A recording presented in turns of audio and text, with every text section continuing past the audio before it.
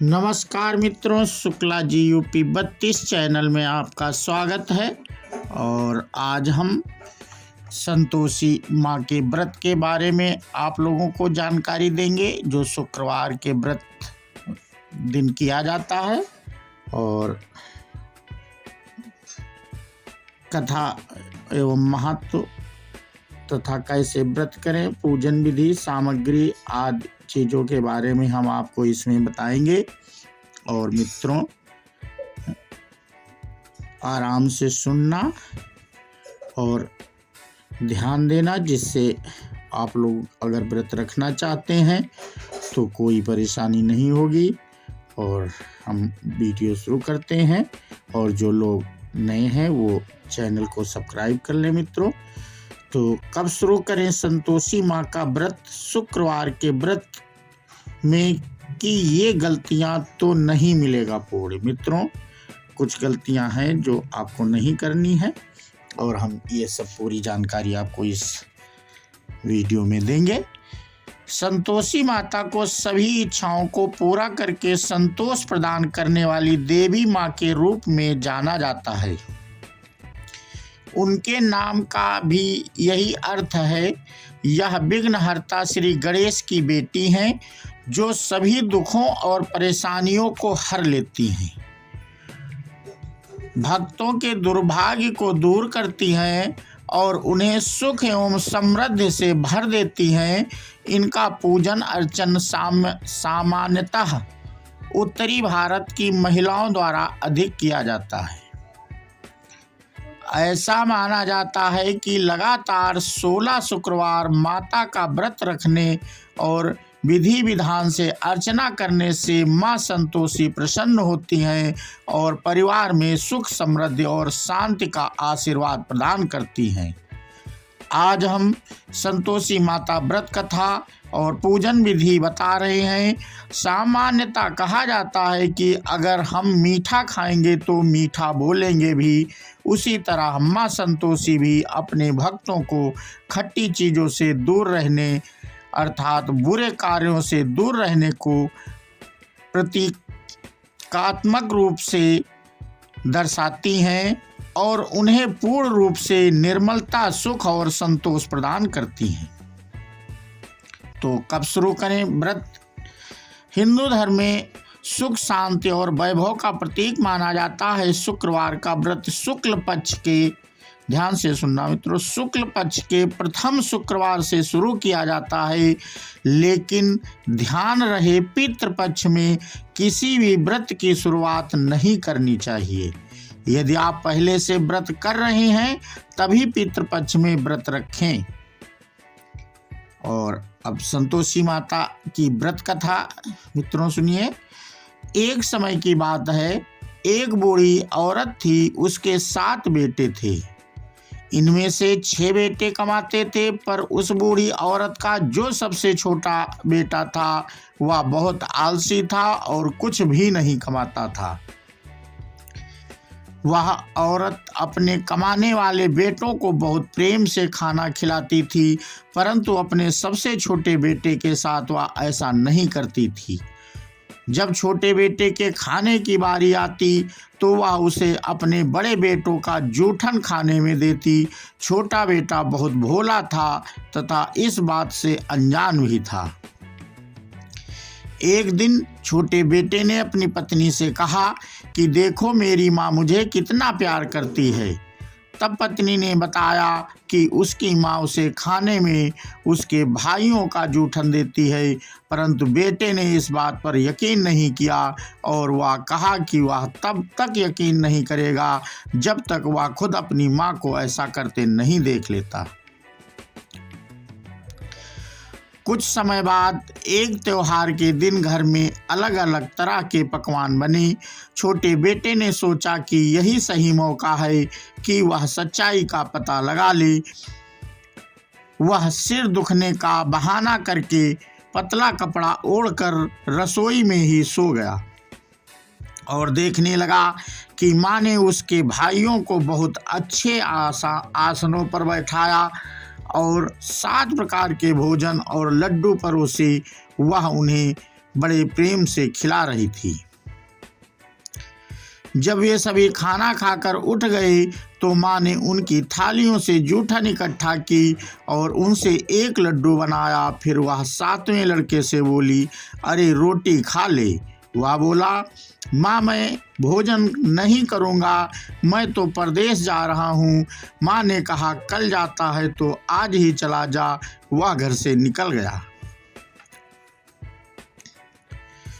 छोटा बेटा घर छोड़कर चला गया।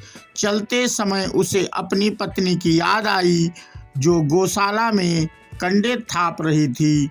वह अपनी पत्नी के पास गया और बोला कि मैं कुछ समय के लिए धन कमाने परदेश जा रहा हूँ। तुम यहीं रहकर अपने कर्तव्यों का पालन करो।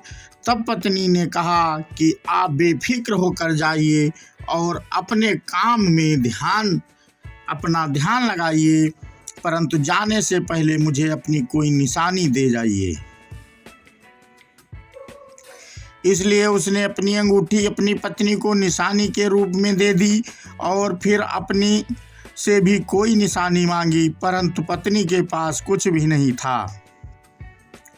तो उसने अपने गोबर से भरे हुए हाथों से पति की पीठ पर एक कमीज पर छाप छोड़ दी और कहा कि यही मैं आपको निशानी के तौर पर देती हूँ। इसके बाद वह धन कमाने के लिए निकल पड़ा। काफ़ी आगे तक आने के बाद उसे सेठ की दुकान दिखाई दी। दुकान पर जाकर उसने सेठ से नौकरी के बारे में पूछा। सेठ को कोई भी दुकान पर एक आदमी की ज़रूरत थी। सेठ ने कहा कि तनख्वाह काम देख कर देंगे। वह सवेरे 7 बजे से रात की 12 बजे तक नौकरी करने लगा। थोड़े ही दिनों में वह सारा लेन देन और हिसाब किताब करने लगा। सेठ ने उसे 2-3 महीने में आधे मुनाफे का हिस्सेदार बना दिया। 12 वर्ष में वह नामी सेठ बन गया और उसका मालिक उसके भरोसे काम छोड़कर कहीं बाहर चला गया। महिला के साथ बुरा बर्ताव जो पत्नी छोड़ गया था उसके साथ मित्रों, उधर उसकी पत्नी से उसके घर वाले बहुत बुरा व्यवहार करने लगे। घर के सारे काम उसकी पत्नी द्वारा करवाए जाते थे। उसे लकड़ियां लेने के लिए जंगल भी भेजा जाता था। उसकी पत्नी की कठिनाइयां बहुत बढ़ रही थीं। एक दिन जब वह लकड़ियां लेने जा रही थी तो रास्ते में उसने कई औरतों को व्रत करते देखा। वह उसने पूछने लगी कि यह किसका व्रत है, कैसे करते हैं और इससे क्या फल मिलता है। तो उनमें से एक स्त्री ने बताया कि यह संतोषी माता का व्रत है, इसके करने से मनोवांछित फल मिलता है। इससे गरीबी, मन की चिंताएं, राज के मुकदमे, कलह, रोग नष्ट होते हैं और संतान, सुख, धन, प्रसन्नता, शांति, मन पसंद वर व बाहर गए हुए पति के दर्शन होते हैं। उसने उसे व्रत करने की विधि बता दी। महिला ने संतोषी माता का व्रत रखा। उसने रास्ते में सारी लकड़ियां बेच दी। वह गुड़ और चना ले लिया। उसने व्रत करने की तैयारी की। रास्ते में उसने एक मंदिर देखा तो किसी से पूछने लगी, यह मंदिर किसका है। उन्होंने बताया, यह संतोषी माता का मंदिर है। वह मंदिर में गई और माता के चरणों में लौटने लगी। वह दुखी होकर विनती करने लगी, माँ मैं अज्ञानी हूँ, मैं बहुत दुखी हूँ, मैं तुम्हारी शरण में हूँ, मेरा दुख दूर करो। माता को दया आ गई। एक शुक्रवार को उसके पति का पत्र आया और अगले शुक्रवार को पति का भेजा हुआ धन मिला। यह सब देखकर उसके घर वाले खुश नहीं हुए। लकी उसे ताने देने लगे कि अब उसकी इज्जत बढ़ जाएगी और वह घर में का काम नहीं करेगी। वह मंदिर में गई और माता के चरणों में गिरकर बोली, हे माँ, मैंने तुमसे पैसा कम मांगा था, मुझे तो अपना सुहाग चाहिए।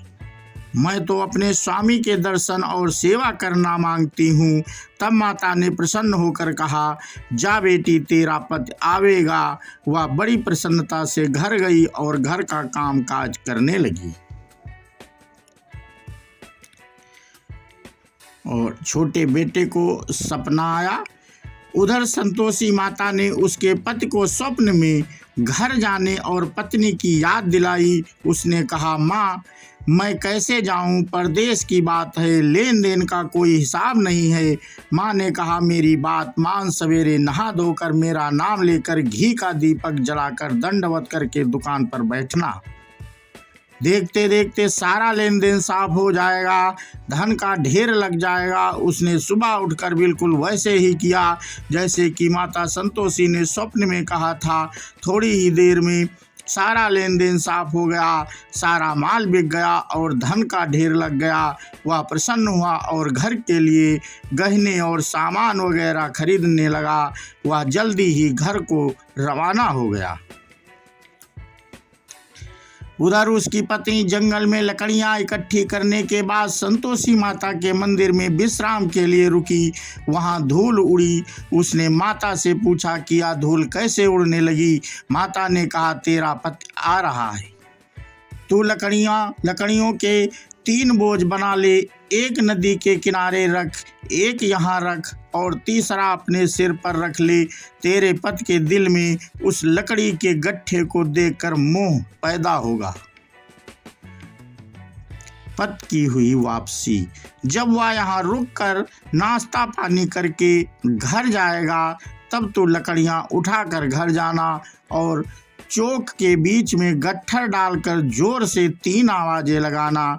सासू जी, लकड़ियों का गट्ठा लो, भूसे की रोटी दो, नारियल के खोपड़े में पानी दो।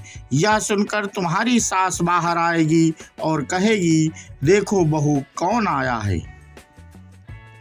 माता संतोषी के कहे अनुसार उसने ठीक वैसा ही किया जैसा माँ ने उसे करने को कहा था। वह तीसरा गट्ठर लेकर घर गई और चौक में डालकर कहने लगी, सासू जी, लकड़ियों का गट्ठर लो, भूसे की रोटी दो, नारियल के खोपड़े में पानी दो। यह सुनकर उसकी सास बाहर आई और कहने लगी कि तेरा पति आया है, आ मीठा भात और भोजन कर और गहने कपड़े पहन। अपनी माँ के ऐसे वचन सुनकर उसका पति बाहर आया और अपनी पत्नी के हाथ में अंगूठी देखकर व्याकुल हो उठा। उसने पूछा, या कौन है? माँ ने कहा, या तेरी बहू है। आज 12 बरस हो गए, यह दिन भर घूमती फिरती है, काम काज करती नहीं, तुझे देखकर नखरे करती है। वह बोला, ठीक है, मैंने तुझे और इसे देख लिया है, अब मुझे दूसरे घर की चाबी दे दो, मैं उसमें रहूंगा। अब ये दोनों घर में खुशी खुशी रहने लगे। 16 शुक्रवार के व्रत पूरे होने पर पत्नी ने पति से उद्यापन कही और पति खुशी से इसके लिए राजी हो गया। जल्दी ही वह उद्यापन की तैयारी करने लगी। उसने अपने जेठ के लड़कों को जीमने के लिए कहा। उन्होंने मान लिया। पीछे से जेठनियों ने अपने बच्चों को सिखा दिया, तुम खटाई मांगना जिससे उसका उद्यापन पूरा ना हो। लड़कों ने खाना खाकर खटाई मांगी। बहू कहने लगी, भाई, खटाई किसी को नहीं दी जाएगी, यह तो संतोषी माता का प्रसाद है। लड़के खड़े हो गए और बोले, पैसा लाओ। वह भोली कुछ ना समझ सकी उनका क्या भेद है। उसने पैसे दे दिए और इमली की खटाई मंगाकर खाने लगे। इस पर संतोषी माता ने उस पर रोष किया। राजा के दूत उसके पति को पकड़ कर ले गए। वह बेचारी दुखी हुई और रोती हुई माता जी के मंदिर में गई और उनके चरणों में गिरकर कहने लगी, हे माता, यह क्या किया? हंसाकर अब तो मुझे क्यों रुलाने लगी? माता बोली, पुत्री, मुझे दुख है कि तुमने अभिमान करके मेरा व्रत तोड़ा है और इतनी जल्दी सब बातें भुला दी। वह कहने लगी, माता मेरा कोई अपराध नहीं है, मैंने भूल से ही उन्हें पैसे दे दिए। माँ मुझे क्षमा करो, मैं दोबारा तुम्हारा उद्यापन करूँगी। माता बोली, जा तेरा पति रास्ते में आता हुआ ही मिलेगा। उसे रास्ते में उसका पति मिला। उसके पूछने पर वह बोला, राजा ने मुझे बुलाया था, मैं उससे मिलने गया था। तो फिर चले गए। तो मित्रों, अगले ही शुक्रवार पत्नी ने फिर उद्यापन की तैयारी की और अपने जेठ के बच्चों को बुलाया।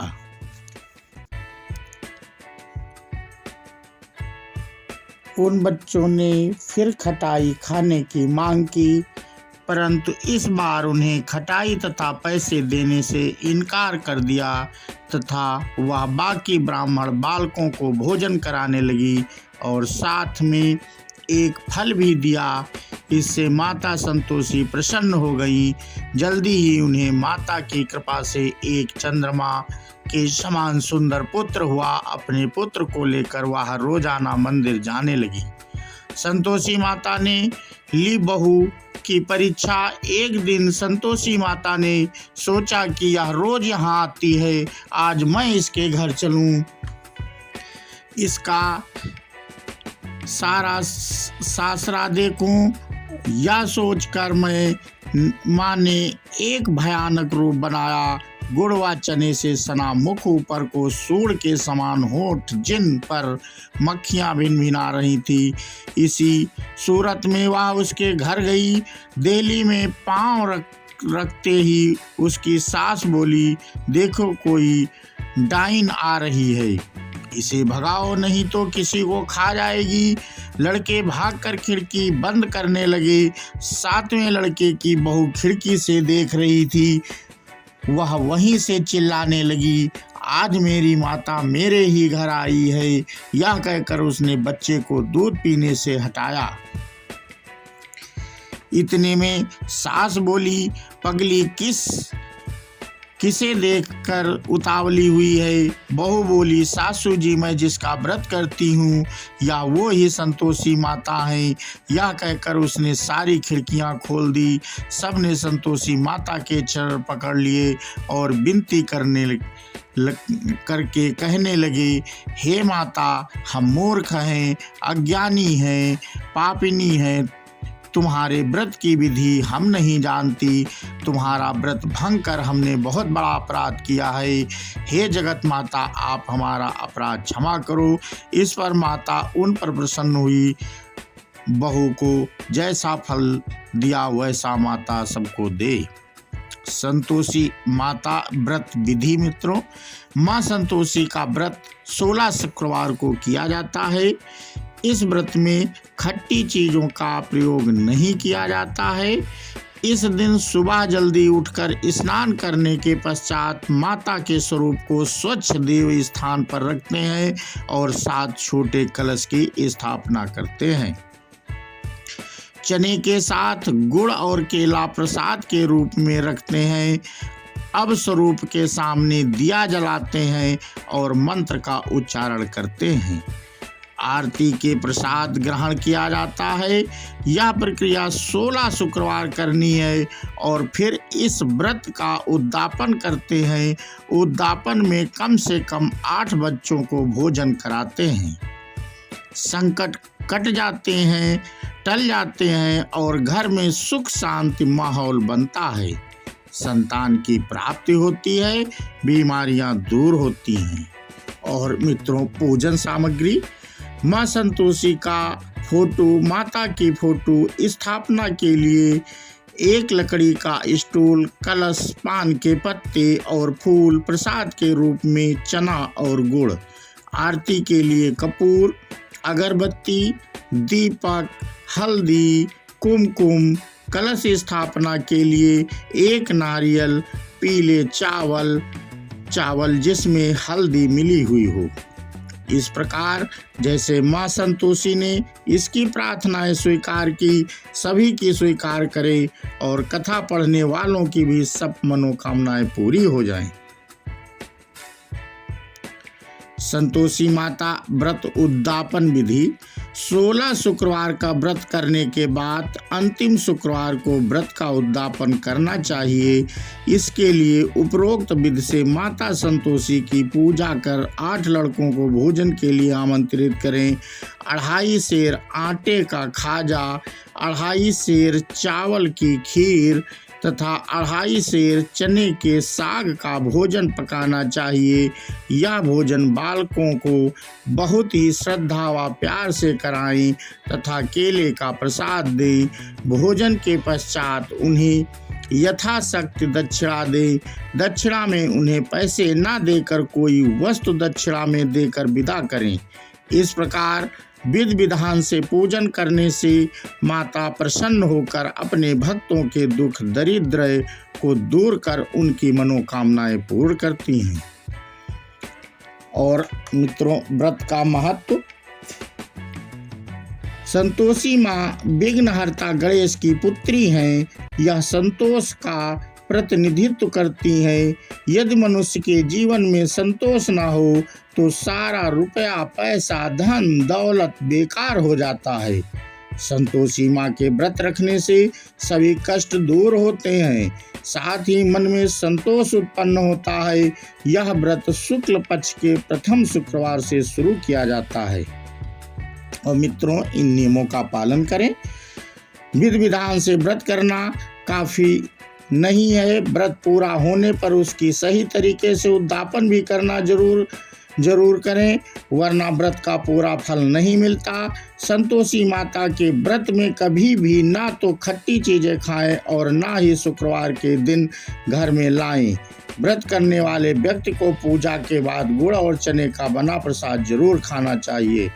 तो मित्रों, हमने आपको इस वीडियो में लगभग सारी जानकारी दे दी आपको, और जो मिली जानकारी इस प्रकार से आप शुक्रवार के व्रत 16 शुक्रवार को व्रत रख सकते हैं और उसके बाद उद्यापन करें। जो आपने मनोकामना की होगी वो माता अवश्य पूरी करेंगी। और